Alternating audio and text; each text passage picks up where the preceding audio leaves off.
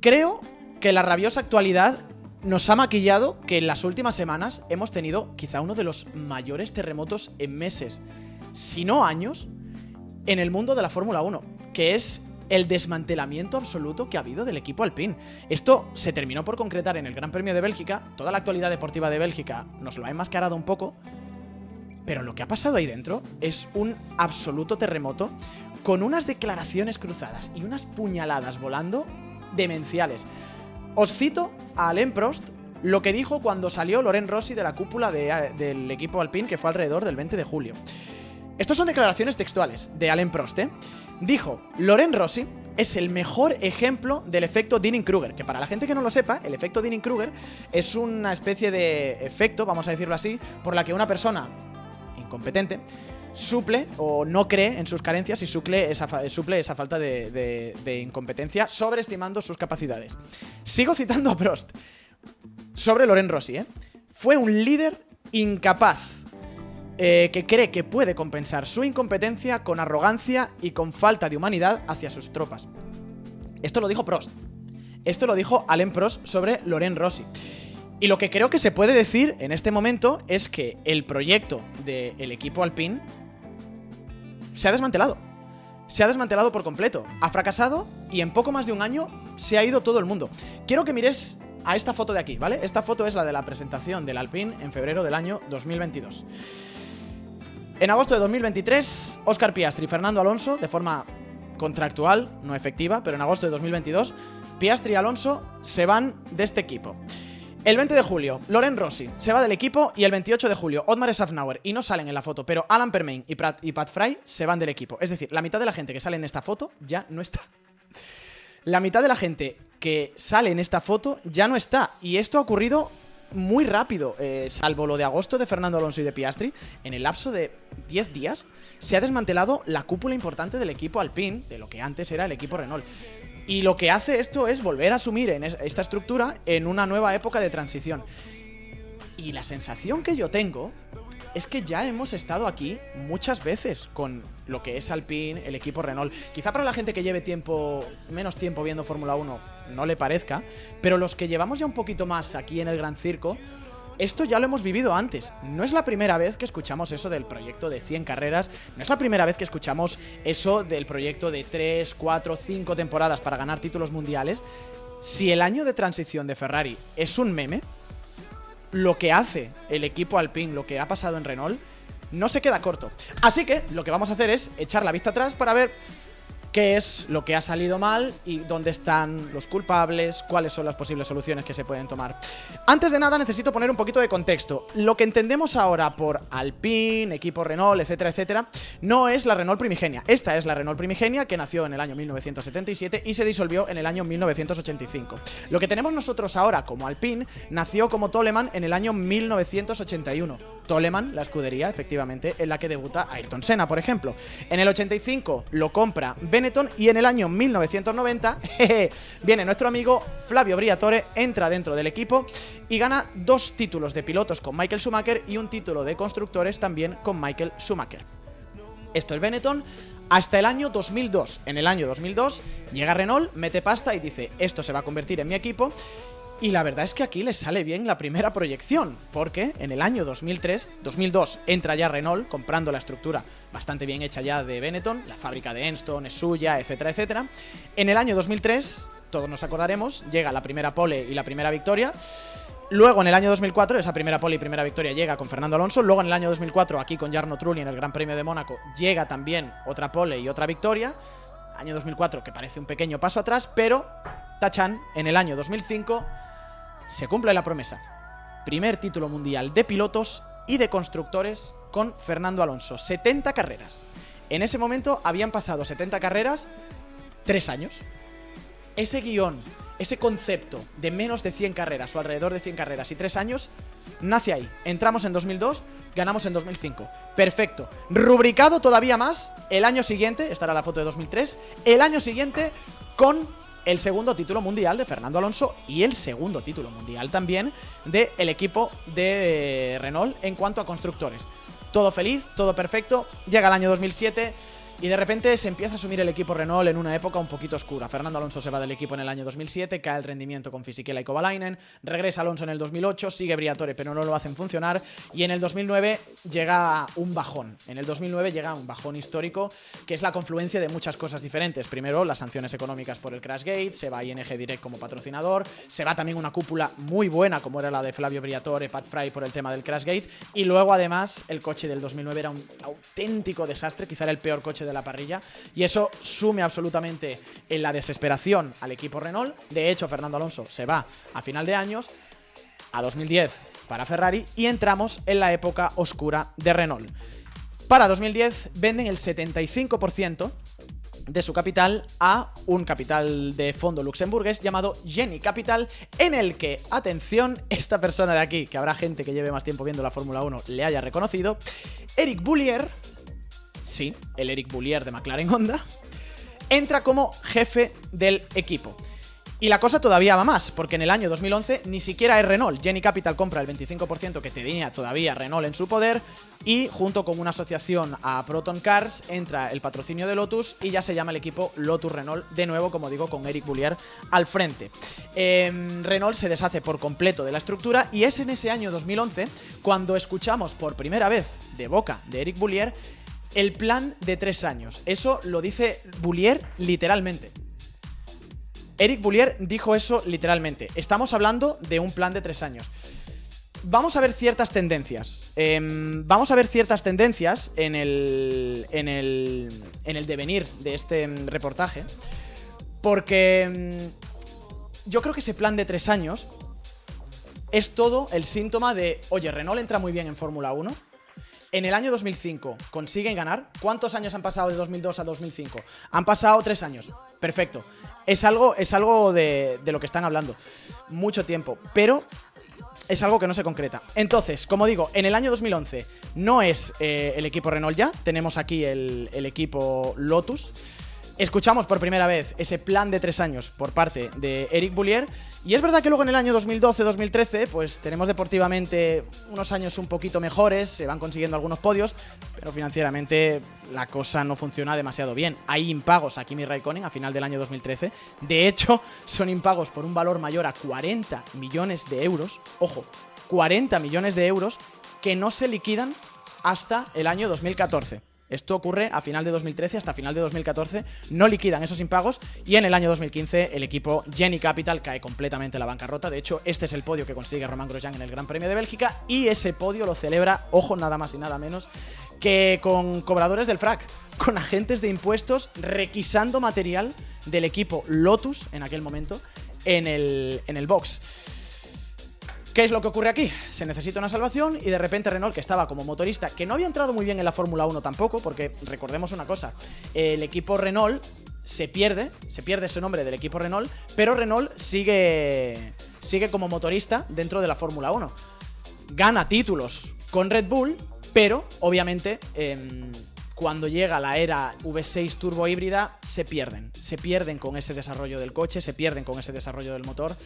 Y ahí también es otro de los pozos de dinero y de los problemas que sumen a Renault en todas las decisiones que han acabado derivando en la situación en la que estamos actualmente. Pero volvemos al año 2015, estamos a final del año 2015, como digo, Lotus está en la bancarrota, llega Renault y dice, compro el equipo, venga, vamos a volver a entrar en Fórmula 1 otra vez con un equipo propio. Es una compra que se solda con €1, básicamente. Es mucho más compleja que eso la operación, pero bueno, igual que hizo Brown, por ejemplo, con lo que era Honda en su momento, llega Renault y paga €1 para quedarse con el control de lo que estaba en manos de Genie Capital. Obviamente ellos luego tenían que pagar también todas las deudas que tenía el equipo, etcétera, etcétera. Pero bueno, básicamente esta compra se finaliza en 2015, el 3 de diciembre de 2015 se hace la presentación de lo que va a ser el proyecto del equipo Renault, y evidentemente esto nos genera muy pocas expectativas para el proyecto inicial del año 2016. Sin embargo, ya desde esa presentación del año 2016 se empiezan a establecer plazos. Se establece ese plan de 5 años. El coche de 2016 era un auténtico desastre porque básicamente estabas cogiendo el Lotus anterior y ese coche funcionaba bien con motor Mercedes, pero le tenías que encajar de repente un motor Renault. Pero bueno, llega la presentación del coche, año 2016, nueva vida, nuevo equipo Renault, y marcan, como digo, ese plan de 5 años para ganar títulos mundiales en el año 2020. ¿Y quiénes van a ser la cúpula? ¿Quién va a ser la plana mayor? Pues aquí lo tenéis: Carlos Ghosn, que es el CEO del grupo Renault en aquel momento; Jerome Stoll, que era el director de Renault Sport Racing, una división también que se había creado para el tema de motores; Cyril Abiteboul, director general; Fred Vasseur, el director de equipo de Ferrari ahora mismo, era el director deportivo, el jefe de equipo, básicamente; y Bob Bell, el director técnico. En 2016, lo dicho, se habla de ese plan de 5 años para conseguir el título, y Frédéric Vasseur, que es el jefe del equipo, se va después de ese año. El director, empezamos un plan de 5 años de reconstrucción. Al primer año, por desavenencias con Cyril Abiteboul, se va Frédéric Vasseur al final de año, lo que quiere decir que de repente Cyril Abiteboul ejerce de jefe de equipo. Él hereda ese puesto de jefe de equipo.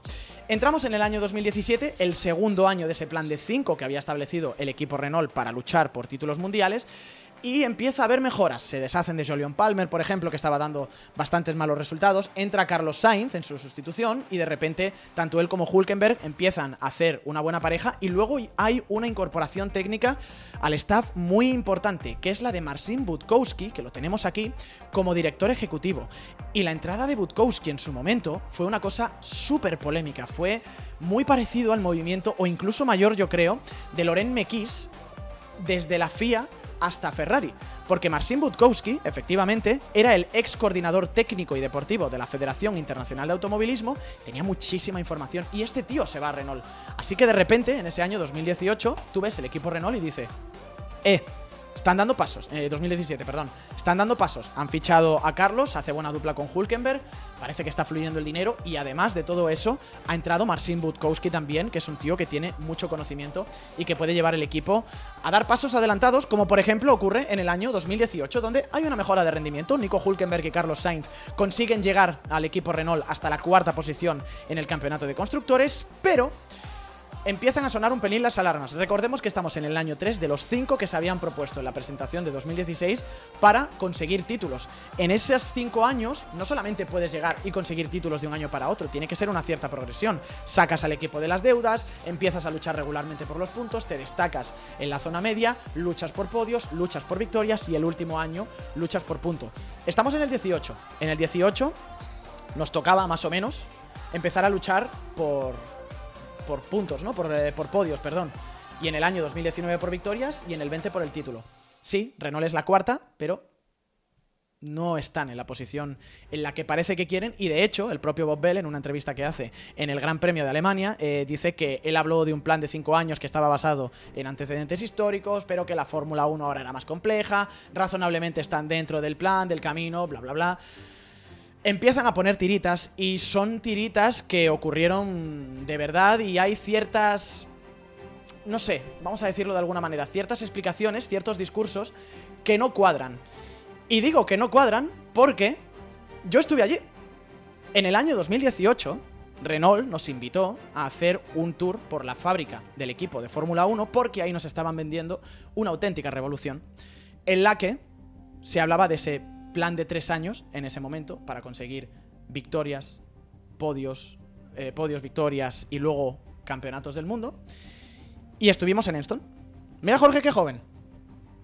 Yo estuve en Enston visitando las instalaciones nuevas que estaban creando. Estuve hablando con Bob Bell, estuve hablando con Marcin Budkowski. Era una época de bastante esplendor dentro de Renault, porque teníamos también a Daniel Ricciardo, que iba a entrar en el año 2018.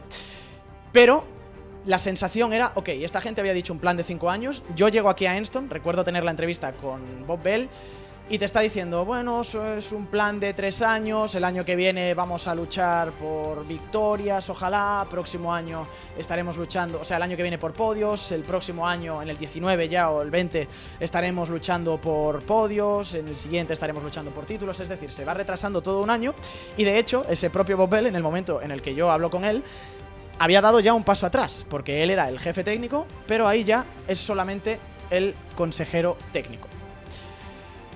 Pero lo dicho, estaban todavía apostando por ese proyecto de 3 años. Es un proyecto, lo digo, que en el 2019 hablaba de podios, en el 20 de victorias y en el 21 para luchar por el cambio, por el campeonato del mundo, sabiendo también ese cambio de reglamento que iba a ocurrir. El cambio de reglamento que ocurrió en el 22, antes de que existiera el COVID, estaba planeado para el año 2021 y ahí es donde Renault había puesto las miras de decir, aquí es donde vamos a triunfar. ¿Y cuál es el eje central también de todo ese proyecto? Daniel Ricciardo, que lo fichan por una auténtica millonada para la temporada 2019. Y aparte de todo eso, incluso Alain Prost se suma en un papel mucho más preponderante. Él había sido ya consejero del equipo desde el año 2017, pero lo nombran director no ejecutivo en el año 2019. Así que de repente tenemos a Ricciardo, tenemos a Prost, tenemos una fábrica en la que se está metiendo dinero y se están actualizando cosas. Y tenemos a un equipo que está diciendo, entramos en un proyecto ahora de 3 años en el que en 2019 van a caer podios, en el 20 van a caer victorias y en el 21 vamos a estar luchando por el título con el nuevo cambio de reglamento. Y la verdad es que ni Ricciardo ni el coche cumplen con las expectativas. Esta foto de Australia todavía me sigue persiguiendo en mis pesadillas nocturnas. Esta fue el debut del nuevo proyecto de Renault, el debut de Daniel Ricciardo. No duró ni 100 metros. No duró ni 100 metros y rompió el alerón. Y de hecho, empezó a haber bastantes tensiones dentro del equipo. Tanto es así que nosotros incluso tuvimos una entrevista con Cyril Abiteboul, una entrevista buenísima de Cristóbal Rosaleni, en el que Cyril Abiteboul acabó por explotar. He marcado varios fragmentos de la entrevista que me gustan bastante, porque además aquí Cristóbal vino absolutamente a saco. Preguntaba aquí Cristóbal el plan era sumar algunos podios esta temporada. Respondía Abiteboul, no, yo nunca he dicho eso. Repreguntaba Cristóbal, creo que sí. El año pasado el objetivo era ser cuartos en el Mundial, en este lograr algunos podios y el año que viene luchar por victorias antes de aspirar al campeonato en el 21. Respondió Abiteboul, este año el objetivo era muy claro. Puede ser gente de mi organización quien lo haya dicho, pero nunca yo. Le pregunta a Cristóbal, ¿estás seguro? Y Abiteboul, lo estoy. Puede preguntarme a mi director de comunicación. La gente siempre pregunta cuándo haremos podios, bla, bla, bla. Le dice Cristóbal, claro, pero este año no parece que ni siquiera sean el cuarto mejor coche de la parrilla. Supongo que ese no era el plan. Dice, no, ese no era el plan, si los problemas de fiabilidad sería fácil ser cuartos, la zona media está muy apretada, bla, bla, bla, bla, bla, bla. Desde fuera parece que los coches tienen el mismo problema, etcétera, etcétera. Y hay un momento en el que le pregunta Cristóbal Rosaleni, por ejemplo, por el salto de calidad que dio ese año el equipo McLaren, que era el salto que se estaba esperando un poco de Renault. Pongámoslo en comparación con otros equipos. McLaren ha dado un gran paso, aunque no creo que tengan muchos más recursos ni presupuesto. Y aquí la lía Abiteboul. Esta respuesta, yo me acuerdo que la escuché en directo en el Motorhome y digo, ¿qué acaba de decir? Bastante más. ¿Sabe cuánto gastamos aquí? Nosotros operamos con el presupuesto de Toro Rosso. Segunda clave. Segunda gran clave. El dinero. El titular fue ese, que me pareció un titular absolutamente sensacional. Nosotros operamos con el presupuesto de Toro Rosso. Terminó esa entrevista Cyril Abiteboul diciendo que el objetivo, que confiaba ser cuartos en el campeonato y ser cuartos con claridad, además. Dijo Abiteboul, sí, ser cuartos y de lejos del resto del grupo. Renault fue quinto ese año a 54 puntos de McLaren, que terminó cuarta y con solo 6 de ventaja sobre el sexto, que fue el equipo Toro Rosso. Y a todo eso, en la matriz, se genera un caos increíble cuando Carlos Ghosn es, por unas acusaciones de fraude, detenido en Japón y luego además tiene que huir en el año 2019.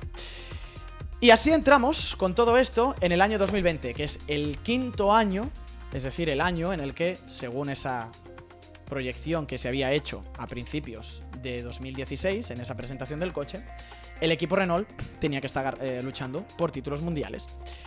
Y la realidad es que hay problemas económicos para todo el mundo, como pasa con el tema del COVID. La matriz está sumida en problemas financieros muy serios. De hecho, se hace un programa de 15.000 despidos, no tocan en España, anunciados en el año 2020, y se publican luego unas cifras de pérdidas récords de 8 millones de euros en el primer ejercicio.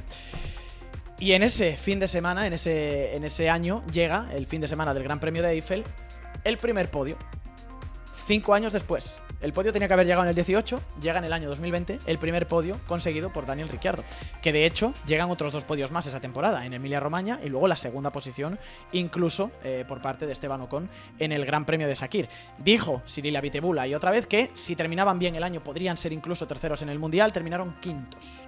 El Mundial, eso sí, con una distancia de 20 puntos, pero lo más importante, otra de las piezas centrales, que es Daniel Ricciardo, al que habían fichado el año anterior, sobre el que se iba a construir ese proyecto nuevo a 3 años que me había dicho a mí Bob Bell en Enston de ganar el título en el 21 ya, se va.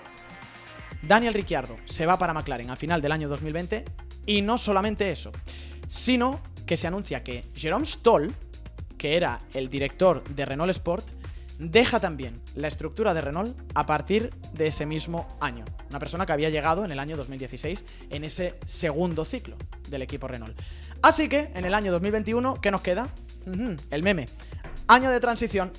Llega la Renaulution y llega el equipo Alpine. Y esa Renaulution llega con este movimiento que veis aquí. ¿Veis ahí a Abiteboul? Pues ya no está. 11 de enero echan a Cyril Abiteboul y de repente se presenta la nueva plana con la que ahora el equipo Alpine, ya no el equipo Renault, quiere tener éxito en la Fórmula 1. Luca De Meo es el nuevo CEO del grupo Renault, replicando con Alpine lo que hizo en su momento de forma tan exitosa con Cupra o también con Abarth, lo que era antes Seat y lo que era antes también Fiat. Loren Rossi, nuestro amigo Loren Rossi, se une como jefe de Renault Sport Racing, básicamente en la posición de Jerome Stoll.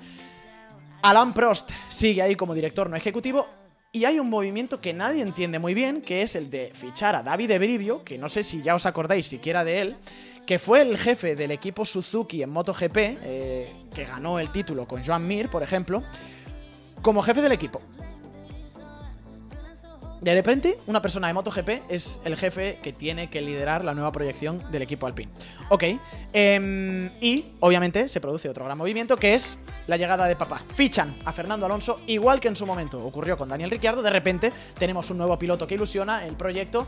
Fichan a Fernando Alonso. Vemos muchos paralelismos, ¿no? Con esa primera revolución que se hizo en el 16, luego que se retocó en el 19. Empieza un nuevo año de transición en esta temporada 2021. Y, de hecho, es una temporada que parece que va bastante bien, ¿no? Oye, victoria de Esteban Ocon, perdón, en el Gran Premio de Hungría, podio de Fernando Alonso en el Gran Premio de Qatar, empieza todo el meme de en plan, todos felices, ¿no? Parece que todo está funcionando bien. Pues no, porque llegamos a la temporada 2022 y Alain Prost se va. Se va y además le despiden de una forma bastante sucia, políticamente hablando, porque antes de que el propio Prost pudiera anunciar que se marchaba del equipo, el equipo Alpine lo dice antes como si lo hubieran echado, cuando en realidad lo que había pasado es que en Abu Dhabi le habían puesto una oferta encima de la mesa y él no la quería renovar. ¡Ja! Sorpresa, porque tenía también discrepancias con Loren Rossi, de la misma manera que Cyril Abiteboul. Así que se nos va Alain Prost, se nos va también Davide Brivio como jefe de equipo, primer año de la transformación, se nos han ido 2 cabezas, pero entra Otmar Szafnauer y entra Otmar Szafnauer con el discurso que ya todos conocemos, que dijo en ese principio de la temporada, del plan de 100 carreras. Estuvimos allí en la rueda de prensa también en el Gran Premio de España, en el que le preguntamos, por ejemplo, oye, ¿por qué te tengo que creer aquí cuando el año pasado, cuando hace unos años yo estuve en Enston? Esto se lo pregunté yo a Szafnauer, le dije, oye, ¿y ahora por qué te debería creer a ti cuando a mí esto de las 100 carreras y los 3 años me lo han dicho en el 2019 en Enston? Y me dijo él, bueno, porque ahora te lo digo yo, no porque te lo dice la gente de antes que había en Renault. Y por supuesto, todos nos acordamos de lo que pasa después en ese fatídico verano de negociaciones en las que se les escapa Fernando Alonso, se les escapa Oscar Piastri y volvemos otra vez al punto de partida. Volvemos a que en 13-14 meses ya no está Alonso, ya no está Piastri, no hay plan de 100 carreras, no está Loren Rossi y de nuevo el equipo Alpine afronta en un periodo de lo que es Alpine, estructura Renault, en un periodo de 7-8 años, su segunda, quizá tercera, fase de transición. Y uno se pregunta, ¿qué ha ocurrido aquí? ¿Por qué ha ido todo tan mal? Y no hay una sola respuesta, ¿no? Como pasa como todo en la vida y sobre todo en la Fórmula 1, da la sensación de que es un cúmulo de circunstancias que se han confabulado. Da la sensación de que todo es un tropiezo, ¿no? Que se ha ido acelerando. Mataron entre todos al equipo. Y todo empieza un poco en ese año 2016, ¿no? 2006, perdón, en el que se va Fernando Alonso, cae el rendimiento y desde ahí es un intento fallido por recuperarlo sin éxito, con problemas deportivos evidentes porque el coche no funciona ni en el 2008 ni en el 2009, de repente con problemas económicos porque a causa del Crashgate se va a ING y no entra tanto dinero, y también porque a causa del Crashgate unos dirigentes muy válidos, como eran Pat Fry y como eran Flavio Briatore, se van también del equipo, venden el equipo en 2010 a unos inversores que tienen que salvarlo y tampoco son solventes y lo llevan a la quiebra en el año 2015. A todo esto, en el año 2014, entramos en la era V6 turbo híbrida, que Renault subestima por completo, con muy poco presupuesto y muy poco desarrollo, lo que hace que a día de hoy todavía ese motor siga siendo el menos potente, el de más problemas de fiabilidad y por el que están pidiendo que se haga un balance of performance o se igualen todos, y sobre todo porque tenemos una cúpula absolutamente incapaz, y perdón si la palabra es fuerte, pero casi se podría decir de patanes, porque Cyril Abiteboul no consigue hacer absolutamente nada con el equipo, pese a gastarse una millonada con Ricciardo, y fijaos lo que ha sido el binomio Rossi-Safnauer, que enfrentándose entre ellos han conseguido que echen a los dos. No han sido capaces de pegar una puñalada para que uno se vaya y el otro se quede. Ha acabado Luca de Meo, seguramente tan cansado, que ha dicho, se acabó. Y de hecho lo que se filtra desde la prensa francesa es que está hasta las narices, Luca de Meo. Y vemos toda esta situación, y vemos la historia que tiene Renault en la Fórmula 1, y yo siempre y todos nos acordamos de los títulos de 2005 y de 2006, e igual lo que tenemos que empezar a pensar es que esta foto, esto era el espejismo. No son el verdadero Renault, Alonso o Briatore. Esto es un espejismo. Estas son las rentas. Este 2005 es el periodo de 3 años y las 100 carreras de las que todavía hoy Renault, como hace un poco Ferrari con su historia, sigue viviendo para vender cada nuevo cambio. Y a problemas desesperados, a veces hay que tomar medidas desesperadas. Y yo no puedo evitar pensar que quizá la tuvieron. Porque lo dijo Max Mosley en una entrevista, en su momento, en la que decía, denle 200 millones de euros a Ron Dennis y tendrá que empeñar su casa para acabar la temporada. Dénselos a Flavio Briatore y de esos 200 millones él se quedará 100 en su bolsillo y con los otros 100 serán capaces de ganar el campeonato. Se alinearon los astros en el año 2005 para que Renault ganara el campeonato, lo vimos. Y cuando regresa Fernando Alonso en el año 2021, se cumplió la primera parte del trato, regresó Fernando, había un techo presupuestario, teníamos un patrocinador principal como BWT, y uno no puede evitar pensar que qué habría pasado, quién sabe, si a lo mejor en lugar de esta foto hubiéramos tenido esta, si a la tercera hubiera llegado la vencida. La verdad es que nunca lo sabemos, y la verdad es que también la historia nos ha dicho que el binomio Alonso-Briatore no siempre tuvo que funcionar, como pasó en el año 2008. No tenemos esa respuesta. Lo único que tenemos claro en esta historia es que Renault, Alpine, Lotus, como lo queráis llamar, es un ciclo que nunca para de repetirse. Así que supongo que, no sé, bienvenidos a finales de 2009.